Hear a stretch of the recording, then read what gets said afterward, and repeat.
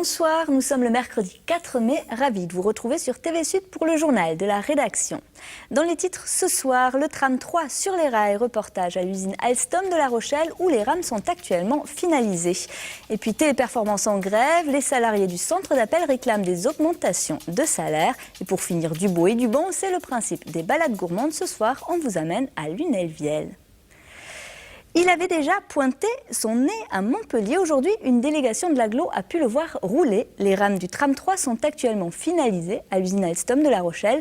Mouad El Yakabi a assisté au dernier test. Regardez.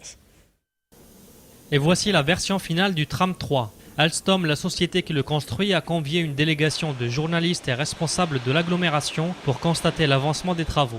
Un petit tour par l'usine où les tramways sont assemblés avant de rallier la piste d'essayage où sont effectués les derniers tests. Le président de l'agglo s'est même transformé en pilote le temps d'un essai, lui qui attend beaucoup de cette ligne 3. L'objectif est de passer actuellement de 280 000 voyageurs à 550 000, 600 000 d'ici 10 ans, d'ici le terme du plan de déplacement urbain. Et cette ligne est prévue pour transporter à peu près 77 à 80 000 personnes dans l'année. Comme pour les deux premières lignes, c'est Christian Lacroix qui s'est occupé du design. Une ambiance d'été qui sent bon la plage et le soleil, avec ses étoiles de mer et des poutres couleur corail.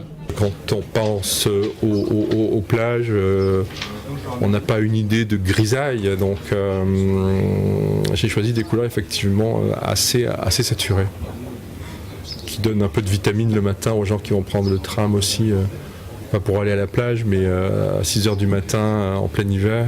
Je pense qu'on a besoin de se sentir un petit peu remonter, relever. Nature et écologie sont donc à l'honneur. Recyclable à 90%, ce tramway réutilise l'énergie du freinage lors des phases d'accélération. Et les toutes premières rames sont attendues le mois prochain à Montpellier où les tests se poursuivront. La ligne 3, elle, devrait entrer en service en mai 2012. Fini la contravention glissée sous l'essuie-glace. Le PV électronique arrive dans l'Hérault à la fin du mois. Stationnement interdit, mais aussi excès de vitesse ou refus de priorité. Bientôt, c'est sur un boîtier électronique que les agents constateront toutes ces infractions. On écoute tout de suite Pierre Métro pour plus d'explications. Il fallait faire la modernisation complète de ce vieux système des timbres-amendes, c'est-à-dire l'amende papier qui était laissée sous l'essuie-glace ou qui était remise au moment de la verbalisation par les policiers ou les gendarmes. Donc, comme on avait déjà fait pour les amendes radar ou les amendes de radar au feu rouge, ça fait partie d'un processus de modernisation et de numérisation de l'ensemble de la chaîne des amendes. Donc, aujourd'hui, maintenant, pour les premières infractions de sécurité routière, c'est-à-dire les contraventions de classe 1 à 4, le stationnement gênant, les petits excès de vitesse et ainsi de suite, y compris les grands excès de vitesse, on passe à l'amende numérique. Donc c'est la fin de l'amende papier, donc avec des terminaux, donc des petits PDA qui vont être remis aux policiers et aux gendarmes dans le département et qui vont servir à la numérisation de toutes les procédures.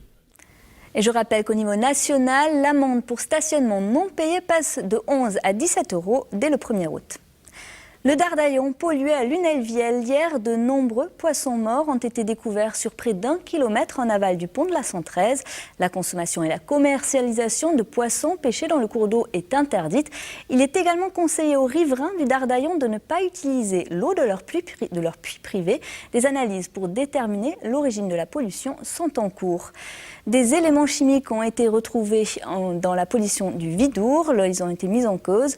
Le 15 avril dernier, des centaines de poissons morts avaient été retrouvés au seuil de Saint-Laurent-des-Gouzes. La présence de polluants chimiques vient d'être révélée par des analyses effectuées.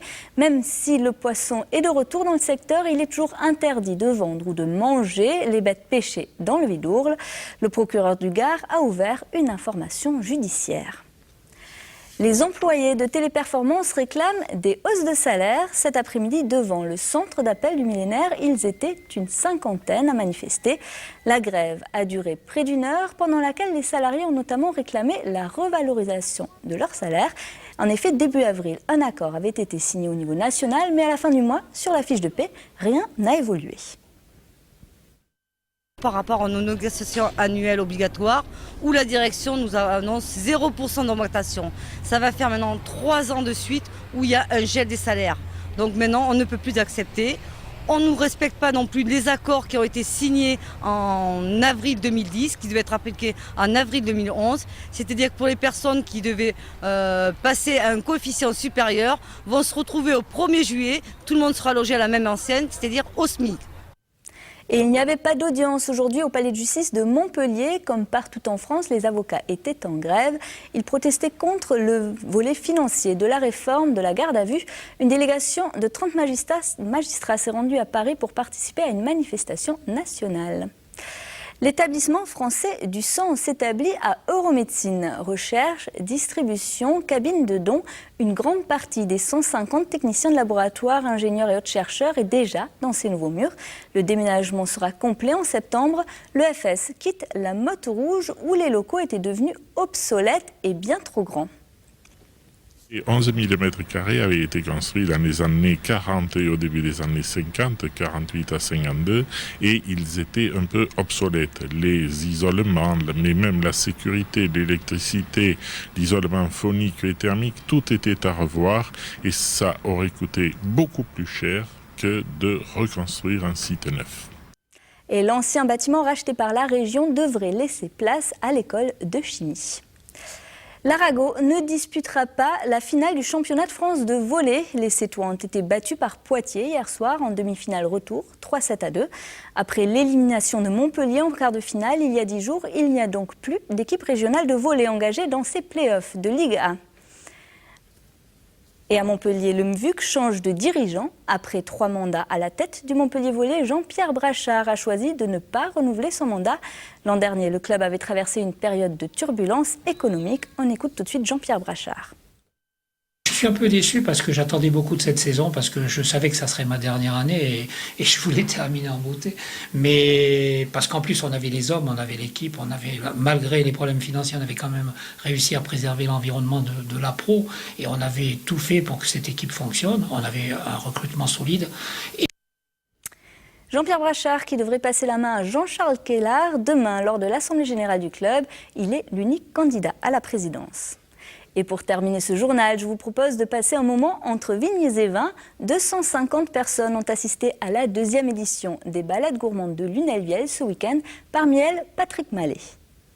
On a bien bu, on a bien mangé, c'était super. Magnifique, magnifique. Moi j'ai passé une excellente journée. Super. Mais là, j'aimerais bien boire un petit verre. Manger de manière gastronomique tout en découvrant les produits du terroir de Lunel-Viel, voilà la belle idée développée par les commerçants de ce village pour le faire découvrir.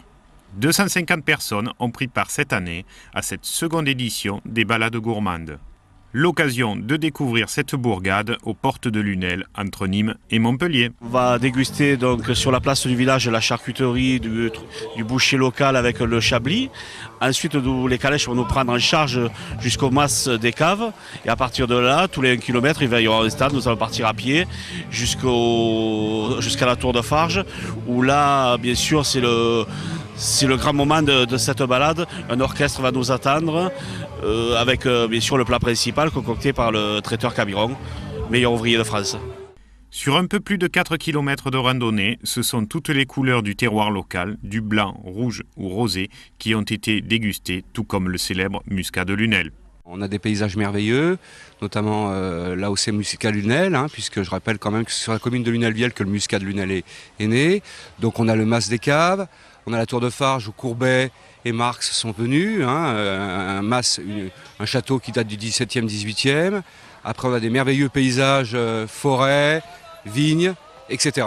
Une bien belle occasion de faire découvrir les produits locaux et d'attirer des participants venant parfois d'autres régions.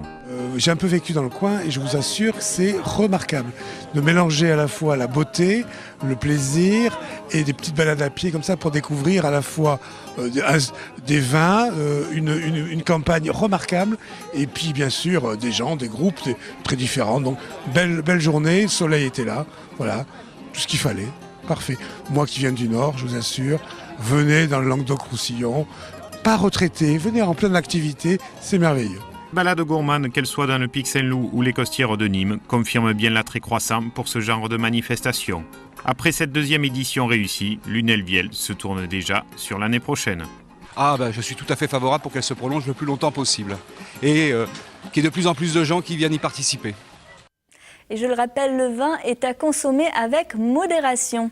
Et voilà, c'est la fin de cette édition. Prochain rendez-vous avec l'actualité avec Justine Bellamani demain à 12h30 pour le Flash. Et à 19h30, on se retrouve pour le journal de la rédaction. D'ici là, très belle soirée sur tous sur TV Sud.